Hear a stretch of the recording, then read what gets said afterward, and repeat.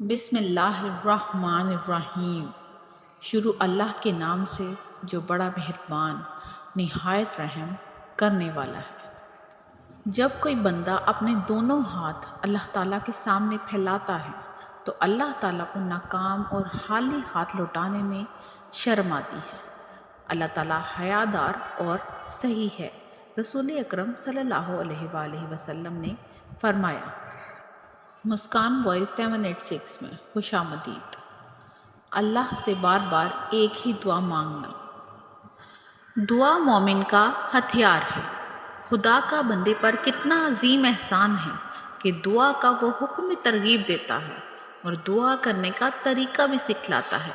بے شک وہ رب حقیقی بھی ہے اور اصلی کریم بھی۔ اس کے کرم کے کیا ٹھکانے ہیں۔ بلا شبہ اللہ تعالیٰ اپنے مومن و عاشق بندوں کے ساتھ ہمیشہ کھڑا ہے۔ رسول اللہ صلی اللہ علیہ وآلہ وسلم نے فرمایا، اللہ تعالیٰ کے نزدیک سب سے عزت والی چیز دعا ہے۔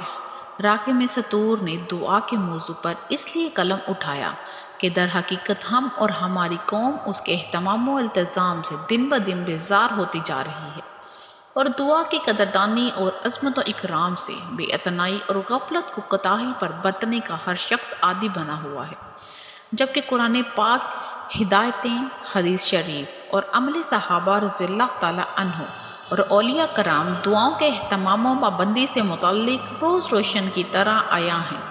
نبی کریم صلی اللہ علیہ وآلہ وسلم نے صحابہ کرام کو ہمیشہ اس بات کی تاکید فرمائی کہ ہر چیز اللہ تعالیٰ سے مانگو، یہاں تک کہ نمک کی ڈلی بھی اللہ ہی سے مانگو، کیونکہ اللہ تعالیٰ دعا کرنے والے بندے سے محبت فرماتے ہیں اور نہ کرنے والے سے ناراض ہوتے ہیں۔ دعا کس طرح مانگے؟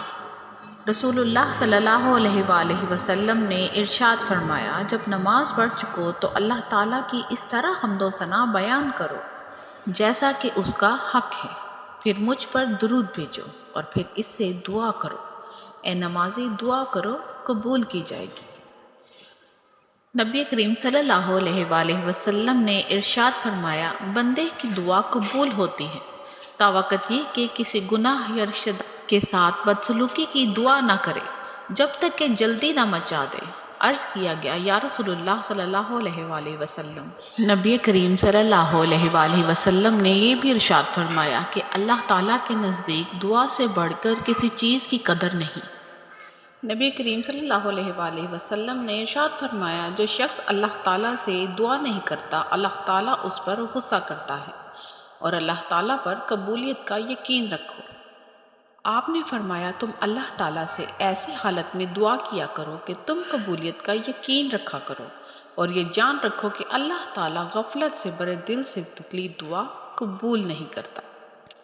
نبی کریم صلی اللہ علیہ وآلہ وسلم نے ارشاد فرمایا، کوئی ایسا مسلمان نہیں جو کوئی دعا کرے جس میں گناہ اور کوتاہ رحمی نہ ہو، تعالیٰ اس دعا کے سبب اس کو 3 چیزوں میں سے ایک چیز ضرور عطا کرتے ہیں۔ یا تو فی الحال وہی دعا قبول ہو جاتی ہے، یا اس کو آخرت کے لیے ذخیرہ کر دیا جاتا ہے، اور یا کوئی ایسی ہی برائی اس سے ہٹا دیتا ہے۔ صحابہ کرام نے عرض کیا کہ اس حالت میں تو ہم خوب کثرت سے دعا کیا کریں گے۔ آپ نے فرمایا، اللہ تعالیٰ کے یہاں اس سے بھی زیادہ عطا کی کثرت ہے، ہر چیز اللہ ہی سے مانگو۔ نبی کریم نے ارشاد فرمایا کہ تم میں سے ہر شخص کو اپنے رب سے سب حاجتیں مانگنا چاہیے، اور ثابت کی روایت میں ہے کہ یہاں تک کہ اس سے نمک بھی مانگے اور جوتی کا تسمہ ٹوٹ جائے تو وہ بھی اسی سے مانگے۔